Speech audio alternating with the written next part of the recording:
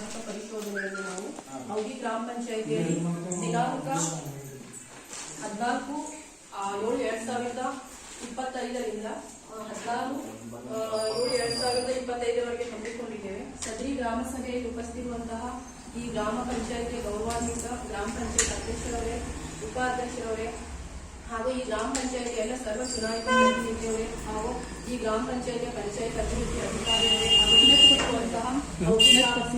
ಗ್ರಾಮದ ಎಲ್ಲ ಗುರುಹಿರಿಯರೇ, ಇಂದು ನಾವು ಸರ್ಕಾರದ ನಿರ್ದೇಶನದಂತೆ 2024 ಮತ್ತು 25ನೇ ಸಾಲಿನಿಂದ ಅಂದ್ರೆ 1/7/2025 ಅವಧಿಯಲ್ಲಿ ಅನುಷ್ಠಾನ ಮಾಡಿದಂತಹ 3 ಯೋಜನೆಗಳ ಸಮಾಜವನ್ನು ಏಕಕಾಲಿಕವಾಗಿ ಹಮ್ಮಿಕೊಂಡಿದ್ದೇವೆ. ಇಲ್ಲಿ ಮೊದಲನೇದಾಗಿ ಅಂತ ಹೇಳಿದ್ರೆ ಮಹಾತ್ಮ ಗಾಂಧಿ ರಾಷ್ಟ್ರೀಯ ಗ್ರಾಮೀಣ ಉದ್ಯೋಗ ಖಾತ್ರಿ ಯೋಜನೆಯಲ್ಲಿ ಅನುಷ್ಠಾನ ಮಾಡಿದ ಕಾಮಗಾರಿಗಳ ವಿವರ, ಅದೇ ರೀತಿಯಾಗಿ 15ನೇ ಹಣಕಾಸು ಯೋಜನೆಗೆ ಸಂಬಂಧಪಟ್ಟಂತೆ ಮತ್ತೆ ತಾಲೂಕ್ ಪಂಚಾಯತಿಯಿಂದ ಅನುಷ್ಠಾನ ಮಾಡಿದಂತಹ ರಾಜ್ಯ ಹಣಕಾಸು ಯೋಜನೆಗೆ ಸಂಬಂಧಪಟ್ಟಂತೆಯೂ ಕೂಡ ನಾವು ಸಾಮಾಜಿಕ ಪರಿಶೋಧನೆಯನ್ನು ಮಾಡಿದ್ದೇವೆ.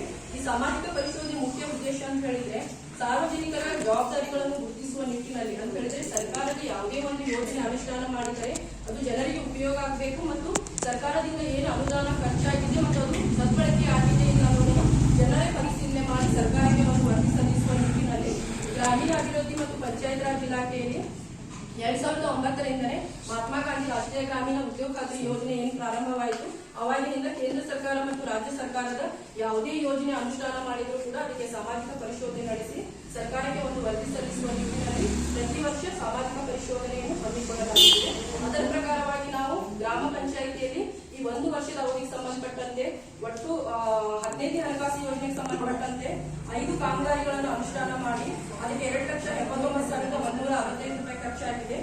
ಆನಂತರ ಇತರೆ ವೋಚರ್ ಅಂತ ಹೇಳಿದ್ರೆ ಬಿಲ್ಗಳಿಗೆ ಸಂಬಂಧಪಟ್ಟಂತೆ 40 ಬಿಲ್ಗಳಿಗೆ ಸಂಬಂಧಪಟ್ಟಂತೆ 45,16,626 ಒಟ್ಟು 45 ಚಟುವಟಿಕೆ ಮತ್ತು ಕಾಮಗಾರಿ ಸೇರಿ 47,95,791 ಒಂದು ಆರ್ಥಿಕ ವರ್ಷದಲ್ಲಿ 15ನೇ ಹಣಕಾಸು ಯೋಜನೆಗೆ ಸಂಬಂಧಪಟ್ಟಂತೆ ಖರ್ಚಾಗಿರುತ್ತದೆ.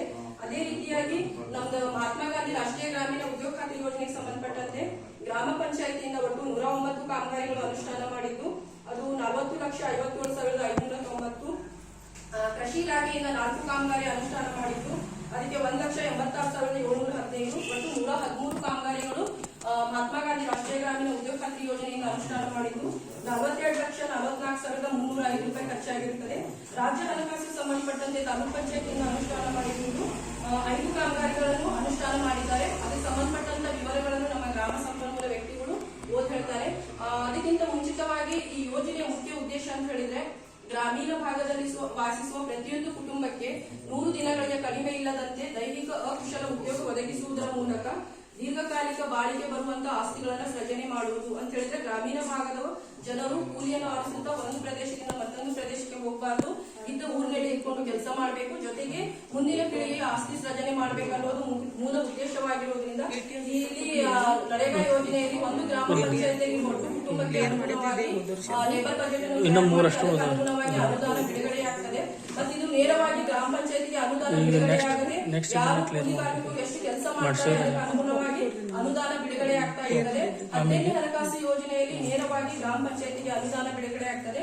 ಇದು 3 ಅಥವಾ 4 ಕಂತುಗಳಲ್ಲಿ ಬಿಡುಗಡೆ ಆಗ್ತದೆ. ಇದಕ್ಕೆ ಸಂಬಂಧಪಟ್ಟಂತೆ ನಿರ್ಬಂಧಿತ ಮತ್ತು ಅನಿರ್ಬಂಧಿತ ಅನುದಾನ ಅಂತ ಹೇಳಿರ್ತದೆ. ಅದರಲ್ಲಿ ನಿರ್ಬಂಧಿತ ಅನುದಾನ ಅಂತ ಹೇಳಿದ್ರೆ ಕೇವಲ ಕುಡಿಯುವ ನೀರು ಮತ್ತು ನೈರ್ಮಲ್ಯಕ್ಕೆ ಸಂಬಂಧಪಟ್ಟಂತೆ ಅನುದಾನವನ್ನು ನಾವು ಖರ್ಚು ಮಾಡಬಹುದು. ಅನಿರ್ಬಂಧಿತ ಅನುದಾನದಲ್ಲಿ ಅಂತ ಹೇಳಿದ್ರೆ ನಾವು ಬೀದಿ ದೀಪ ನಿರ್ವಹಣೆಗೆ ಸಂಬಂಧಪಟ್ಟಂತೆ ಮತ್ತೆ ಇತರೆ ಕಾಮಗಾರಿಗಳನ್ನು ತೆಗೆದುಕೊಳ್ಬಹುದು. ಮತ್ತೆ 5% ಏನಂತ ಹೇಳಿದ್ರೆ ವಿಕಲಚೇತನರಿಗೆ ಸಂಬಂಧಪಟ್ಟಂತೆ ಕಾಮಗಾರಿಗಳನ್ನು ತೆಗೆದುಕೊಳ್ಬಹುದು. ಇನ್ನುಳಿದಂತ 25% ನಲ್ಲಿ ನಾವು SC/ST ಜನರಿಗೆ ಸಂಬಂಧಪಟ್ಟಂತ ಅವರ ಸಮುದಾಯ ಅಭಿವೃದ್ಧಿಗೋಸ್ಕರ ನಾವು ಕಾಮಗಾರಿಗಳನ್ನು ತೆಗೆದುಕೊಳ್ಬಹುದು. ಇಲ್ಲಿ 15ನೇ ಹಣಕಾಸಿನಲ್ಲಿ ನಾವು ಮುಖ್ಯವಾಗಿ ಗಮನಿಸಿರುವುದೇನಂತ ಹೇಳಿದ್ರೆ ವೈಯಕ್ತಿಕವಾಗಿ ಯಾವುದೇ ಫಲಾನುಭವಿಗಳಿಗೆ ಅದನ್ನು ಖರ್ಚು ಮಾಡದೆ ಸಾಮೂಹಿಕವಾಗಿ ಸಮುದಾಯಕ್ಕೆ ಸಂಬಂಧಪಟ್ಟಂತೆ ಕಾಮಗಾರಿಗಳನ್ನು ತೆಗೆದುಕೊಳ್ಳಬಹುದು. ಯಾವುದೇ ರೀತಿಯ ಸಮುದಾಯ ಕಟ್ಟಡ ಆಮೇಲೆ ದೇವಸ್ಥಾನಕ್ಕೆ ಸಂಬಂಧಪಟ್ಟಂತೆ ಕೂಡ ಕಾಮಗಾರಿಗಳನ್ನು ಅನುಷ್ಠಾನ ಮಾಡಬಾರದು. ಏನಂತ ಹೇಳಿದ್ರು ಒಟ್ಟಾರೆಯಾಗಿ ಸಮುದಾಯಕ್ಕೆ ಸೇರ್ಬೇಕದು ಅಂದ್ರೆ ವೈಯಕ್ತಿಕವಾಗಿ ಯಾವುದೇ ರೀತಿಯ ಖರ್ಚನ್ನ ಆಗಬಾರ್ದು ಅಂತ ಹೇಳಿದೆ. ಅದರ ಜೊತೆಗೆ ಚುನಾಯಿತ ಪ್ರತಿನಿಧಿಯವರಿಗೆ ಪ್ರವಾಸ ಹೋಗ್ಲಿಕ್ಕೆ ಅಥವಾ ಇತರೆ ಯಾರಿಗಾದ್ರೂ ಪುರಸ್ಕಾರ ಕೊಡ್ಲಿಕ್ಕೆ ಅಥವಾ ಮೂರ್ತಿಗಳ ನಿರ್ಮಾಣ ಎಲ್ಲ ಮಾಡ್ತಾರೆ, ಅದಕ್ಕೂ ಕೂಡ ಈ ಅನುದಾನ ಉಪಯೋಗ ಮಾಡುವಂಗಿಲ್ಲ. ಏನೆಂದ್ರು ಸರ್ಕಾರದ ಏನ್ ಗೈಡ್ಲೈನ್ಸ್ ಇದೆ ಅದರ ಒಳಗಡೆನೆ ಇದ್ದು ಈ ಅನುದಾನವನ್ನು ಉಪಯೋಗ ಮಾಡುವಂತದ್ದಿದೆ. ಮತ್ತೆ ಇದಕ್ಕೆ ಸಂಬಂಧಪಟ್ಟಂತೆ ಯಾವ್ಯಾವ ಕಾಮಗಾರಿಗಳು ಈ 1 ವರ್ಷದ ಅವಧಿಯಲ್ಲಿ ಅನುಷ್ಠಾನ ಮಾಡಿದ್ದಾರೆ ಅನ್ನೋದನ್ನ ಸಂಪನ್ಮೂಲ ವ್ಯಕ್ತಿಗಳು ಓದ್ ಹೇಳ್ಬೇಕಂತ ಹೇಳ್ತಾ ಇಷ್ಟೊತ್ತು ನನಗೆ ಇದರ ಬಗ್ಗೆ ಪ್ರಾಸ್ತಾವಿಕವಾಗಿ ಮಾತನಾಡಲಿಕ್ಕೆ ಅವಕಾಶ ಮಾಡಿಕೊಟ್ಟಂತ ತಮ್ಮೆಲ್ಲರಿಗೂ ವಂದಿಸುತ್ತಾ ನನ್ನ 2 ಮಾತನ್ನು